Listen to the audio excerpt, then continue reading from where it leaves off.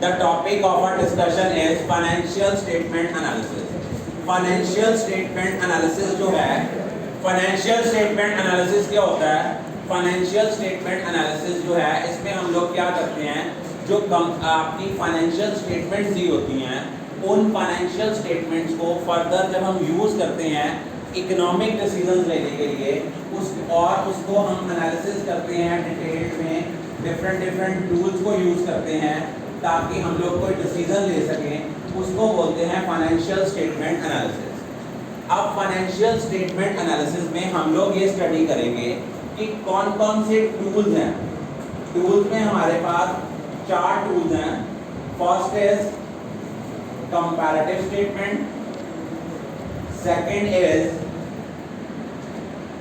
Common size statement, third is ratio analysis and fourth is cash flow statement analysis. तो सबसे पहले आता है बेटा आपका कंपैरेटिव स्टेटमेंट क्या होता है। कंपैरेटिव स्टेटमेंट होता है जब हम एक साल के डाटा का दूसरे साल के डाटा के साथ कंपैरिजन करते हैं या एक फर्म का दूसरी फर्म के साथ कंपैरिजन करते हैं और ये निकालते हैं कि उनका एब्सोल्यूट डिफरेंस कितना है, ग्रोथ कितनी है, कि डिक्लाइन है, उसकी परसेंटेज निकालते हैं, उसको हम लोग कंपैरेटिव बोलते हैं। जब हम एक साल का कंपैरिजन दूसरे साल के साथ करते हैं और हम लोग जो परसेंटेज निकालते हैं उसमें बेस ईयर किसको मानते हैं, प्रीवियस ईयर को, वो आपकी कंपैरेटिव स्टेटमेंट्स हैं। और एक होती है common size statement. Common size statement होता है जब हम एक पर्टिकुलर ईयर के एक पर्टिकुलर एलिमेंट का परसेंटेज निकालते हैं टोटल के पीछे, उसको हम लोग बोलते हैं common size statement. For example हमें बैलेंस शीट में एसेट्स दिए हैं और वहाँ दिया है इन्वेंट्री। हम ये देखना चाहते हैं कि इन्वेंट्री टोटल एसेट की कितनी परसेंटेज है, वो है common size statement. Ratio analysis, जब हम दो फाइनेंशियल वेरिएबल्स का आपस में मैथमेटिकल रिलेशनशिप फाइंड आउट करते हैं कि एक वेरिएबल दूसरे वेरिएबल के कितने नंबर ऑफ टाइम्स हैं, उसको हम लोग बोलते हैं रेशियो एनालिसिस। और कैश फ्लो स्टेटमेंट एनालिसिस एक ऐसा टूल है जिसमें हम ये स्टडी करते हैं कि पूरे साल में हमें कैश एंड कैश इक्विवेलेंट्स का कितना इनफ्लो एंड आउटफ्लो है, उसके बारे में स्टडी करते हैं। हमारे पास 3 तरह की एक्टिविटीज होती हैं, ऑपरेटिंग, इन्वेस्टिंग एंड फाइनेंसिंग, कि कंपनी को सारे साल में किस किस सोर्स से कितना कितना पैसा आया है और उस पैसे को कहाँ कहाँ यूटिलाइज किया। अब बेसिकली जो आपकी फाइनेंशियल स्टेटमेंट एनालिसिस की टाइप्स हैं वो कौन कौन सी हैं। टाइप्स में आपके पास आते हैं एक्सटर्नल एनालिसिस, इंटरनल एनालिसिस,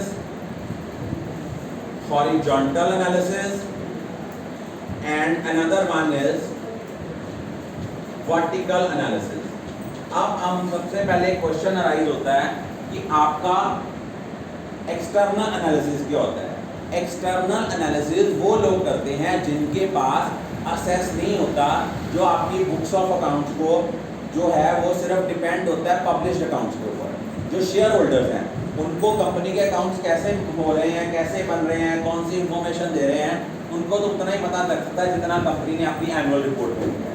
तो एक्सटर्नल एनालिसिस कौन करते हैं, जो एक्सटर्नल यूजर हैं। इंटरनल एनालिसिस कौन करता है, इंटरनल एनालिसिस जो है वो लोग करते हैं who have the access to check the books of account. वो इंटरनल एनालिसिस करते हैं जस्ट लाइक मैनेजमेंट, जो इंटरनल यूजर्स हैं। एक होता है आपका हॉरिजॉन्टल एनालिसिस। हॉरिजॉन्टल एनालिसिस का दूसरा नाम डायनामिक एनालिसिस भी है और इस एनालिसिस को हम यूज करते हैं फाइनेंशियल स्टेटमेंट को एनालिसिस करने के लिए for a number of years. एक टाइम सीरीज एनालिसिस है, इसमें हम क्या करते हैं, एक साल के डाटा का दूसरे साल के डाटा के साथ कंपैरिजन करते हैं और किसी एक ईयर को हम बेस ईयर चूज करते हैं। वर्टिकल एनालिसिस का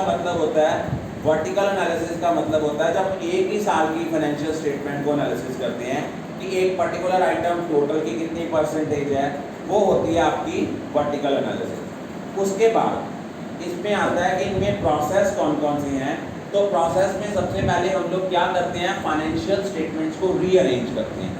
इस तरीके से रीअरेंज करते हैं ताकि एक ऑर्डिनरी पर्सन भी उसको यूज कर सके डिसीजंस लेने के लिए। फिर हम कंपैरेटिव देते हैं कंपैरिजन फॉर्म में। आप जो देखो कंपनी फॉर्म ऑफ ऑर्गेनाइजेशन में जब भी बैलेंस शीट बनती है वो करंट ईयर के साथ साथ प्रीवियस ईयर की फिगर्स भी देते हैं, ताकि अगर कोई लेमैन भी उसको रीड आउट करे तो सो ही और शी कैन अंडरस्टैंड कि व्हाट्स गोइंग ऑन। उसके बाद हम इसमें क्या करते हैं, एनालिसिस करते हैं। एनालिसिस कैसे करते हैं, हमारे बेसिकली आपने पढ़ा था रेशियोज 4 तरह की होती हैं, liquidity, solvency, activity and profitability. Liquidity position क्या करती है, लिक्विडिटी रेशियोज क्या कैलकुलेट करती हैं? It is used to assess the liquidity position of a concern. What do you mean by liquidity? It is the ability of a firm to pay its short term debt. और solvency जो होती है ये क्या show करती है ratios? It is used to analysis the ability of a firm to pay it's long term debt. Activity ratio आपकी operational efficiency को मेजर करने के लिए है, और प्रॉफिटेबिलिटी रेशियो आपकी प्रॉफिट अर्निंग कैपेसिटी को मेजर करने के लिए। अब है कि इनके ऑब्जेक्टिव्स क्या हैं, हम लोग क्यों इनको फाइनेंशियल स्टेटमेंट्स को क्यों हम एनालिसिस करते हैं। नंबर 1, हम लोग इससे क्या असेस करते हैं, assessing earning capacity.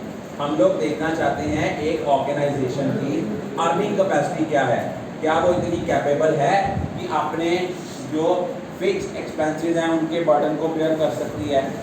Second, assessing the managerial efficiency. अब आप देखो एक मैनेजर की एफिशिएंसी इस बात पे डिपेंड करती है कि वो अपने रिसोर्सेज को कितना ऑप्टिममली यूज करते हैं, कितना वो बेस्ट पॉसिबल यूज करते हैं। थर्ड, हम इसमें क्या एनालिसिस करते हैं, analysis of short term and analysis of short term and long term solvency. Long term solvency के लिए हम सॉल्वेंसी रेशियोज कैलकुलेट करते हैं, और शॉर्ट टर्म सॉल्वेंसीज के लिए हम लोग लिक्विडिटी रेशियोज को कैलकुलेट करते हैं। और उसके बाद फोर्थ पॉइंट है inter firm comparison. Inter firm का मतलब होता है एक फर्म का दूसरी फर्म के साथ जब हम कंपैरिजन करते हैं उसको हम लोग बोलते हैं इंटर फर्म कंपैरिजन। और उसके बाद फिफ्थ है फोरकास्टिंग एंड प्रिपेयरिंग बजट। आप ऑर्गेनाइजेशन में देखो, आप जैसे हमारे गवर्नमेंट हर साल बजट बनाती है, वैसे जो डिफरेंट इंस्टीट्यूशंस हैं, डिफरेंट कंपनीज हैं, ये भी क्या करती हैं, सारे साल में एस्टिमेट करते हैं कि उनको किस किस सोर्स से कितना पैसा आएगा और उस पैसे को वो कहाँ यूटिलाइज करेंगे। और वो एस्टिमेट करते हैं कि आने वाले साल में क्या ट्रेंड होगा, उनका रेवेन्यू कितना इंक्रीज होगा। और उसके बाद अब यूजेस क्या हैं, फाइनेंशियल स्टेटमेंट एनालिसिस के जो यूजेस हैं वो है एक सिक्योरिटी एनालिसिस। ये एक ऐसा प्रोसेस है जिसके थ्रू इन्वेस्टर ये जज करते हैं क्या एक फर्म अपने इन्वेस्टर्स की एक्सपेक्टेशंस को फुलफिल करने के लिए एबल है कि नहीं है। उसके बाद नेक्स्ट आता है क्रेडिट एनालिसिस। क्रेडिट एनालिसिस का मतलब क्या होता है, आपको पता है जैसे क्रिकेटर्स की, प्लेयर्स की रेटिंग होती है, वैसे कंपनीज की क्रेडिट रेटिंग होती है। और इसकी क्रेडिट रेटिंग करने के लिए एक ऑर्गेनाइजेशन है जिसका नाम है क्रिसिल, CRISIL, जो कंपनीज की क्रेडिट वर्दीनेस को एनालिसिस करता है। डेट एनालिसिस, ऐसा एनालिसिस इसलिए किया जाता है ताकि हम पता लग सके क्या एक कंपनी की बोरिंग कैपेसिटी है, क्या वो लोन लेने के लिए एबल है, एलिजिबल है। डिविडेंड डिसीजन, फाइनेंशियल एनालिसिस हमें ये भी डिसीजन लेने में हेल्प करता है कि whether the company is able to pay the dividend to its share holders और not.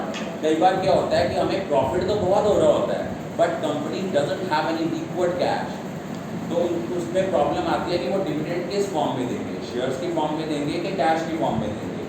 Journal business analysis, financial analysis को आप यूज़ कर सकते हो ये आइडेंटिफाई करने के लिए कि मेन प्रॉफिट ड्राइवर्स कौन कौन से हैं, कौन कौन से बिजनेस रिस्क हैं, ताकि आप अपनी बिजनेस की प्रॉफिट पोटेंशियल को एनालिसिस कर सकते हो। अब इनमें यूजर्स क्यों हैं, देखो बेसिकली मैनेजमेंट इसको इसलिए एनालिसिस करती है ताकि वो जज कर सकें कि बिजनेस की एफिशिएंसी कितनी है।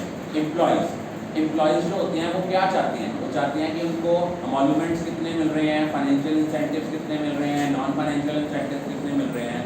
अब हर एम्प्लॉई ये जानने में इंटरेस्टेड होता है कि कंपनी की प्रॉफिट अर्निंग कैपेसिटी कितनी है।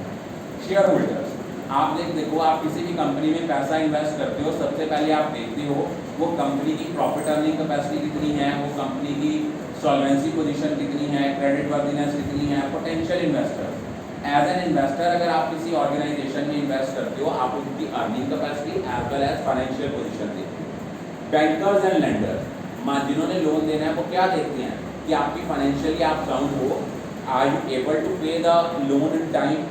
रिसर्चर, जो रिसर्च स्कॉलर्स होते हैं वो इसको फाइनेंशियल स्टेटमेंट एनालिसिस को यूज़ करते हैं प्रॉफिटेबिलिटी, ग्रोथ और फाइनेंशियल पोजीशन को एनालाइज करने के लिए।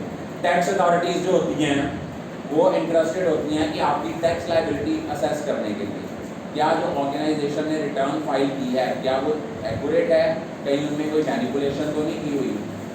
उसके बाद इनकी लिमिटेशंस क्या हैं। Historical analysis, financial statement analysis जो है ये एक हिस्टोरिकल एनालिसिस है, ये एनालाइज करता है जो अब तक हुआ है और प्राइस लेवल चेंजेस को इग्नोर करता है कि जैसे आज से 20 साल पहले हमने कोई एसेट 5,000 का खरीदा था, आज वो 50 लाख का हो गया तो किताबों में 5,000 ही शो हो रहा है। क्वालिटेटिव एस्पेक्ट्स को इग्नोर करते हैं। और ये जो है फाइनेंशियल स्टेटमेंट जो होती हैं इसमें लिमिटेशंस क्या हैं कि फाइनेंशियल स्टेटमेंट अकाउंटिंग इंफॉर्मेशन के ऊपर बेस्ड हैं, उनमें बायसनेस हो सकती है। अब हर कंट्री की अपनी अपनी अकाउंटिंग प्रैक्टिस है, एक मल्टीनेशनल कंपनी है उनकी डिफरेंट ब्रांचेज हैं, हर कंट्री के अपने अकाउंटिंग स्टैंडर्ड्स हैं, तो उनकी अकाउंटिंग प्रैक्टिसेस में वेरिएशन आती है। विंडो ड्रेसिंग, हम लोग क्या शो करते हैं, विंडो ड्रेसिंग का शो मतलब होता है to show more than what we have, ज़्यादा जो है उससे ज़्यादा शो करना।